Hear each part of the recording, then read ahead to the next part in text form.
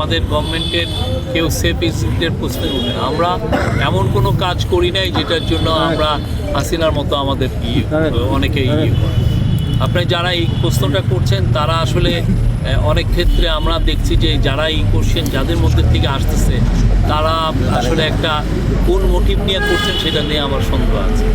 আমরা এখানে আছি বাংলাদেশের, আমি খুব গর্বিত সন্তান, আমি আমার বাংলাদেশের জন্ম নিয়ে আমি খুব গর্বিত, এখানেই থাকবো, এই মাটিতেই থাকবো এবং আমি যেই আল্লাহ রিজিকের মালিক যেইটা আমি পাবো, যেই চাকরি পাবো সেই চাকরিতে যাবো। ক্ষতিগ্রস্ত হয়েছে সবগুলো যে ভেঙে দেওয়া হয়েছে সেটাও আমি যেমন ইয়েতে কালুসার মাজারে গেলাম, তো ওইখানে দেখলাম যে অলরেডি ওনারা করে ফেলেছেন, ময়মনসিংহে তারা তাদের কাজটা করে ফেলছেন। বুচাই চানের মাজারে গেলাম, ওইখানে দেখলাম যে ওনারা অলরেডি কাজ করে ফেলেছেন। মাজার কর্তৃপক্ষরাই আসলে এই পুরো কাজগুলো নিজেরাই করে ফেলছেন।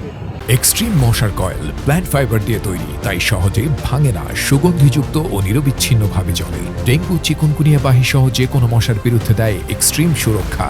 আগামী যে নির্বাচন, তো এইটা এখানে পীর ভক্তরা কি ভোট দিবে না? পীর ভক্তরাও কি ভোটে দাঁড়াচ্ছে না?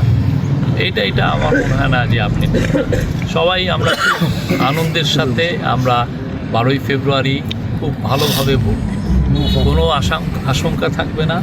সবাই যিনি পীর ভক্ত, যিনি পীর ভক্ত না, হ্যাঁ, যিনি মুসলমান, হিন্দু, খ্রিস্টান, বৌদ্ধ এবং যিনি ধর্মে বিশ্বাসও করেন না, সবাই মিলে আমরা ভোট খুব ভালোভাবে ভোট।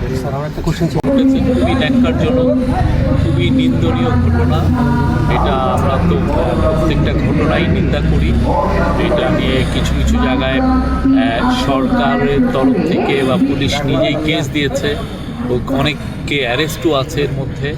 তো আমরা আশা করি যে বাংলাদেশে একটা সাম্প্রদায়িক সম্প্রীতির দেশ, সবাই সাম্প্রদায়িক সম্প্রীতিটা বজায় রাখবেন।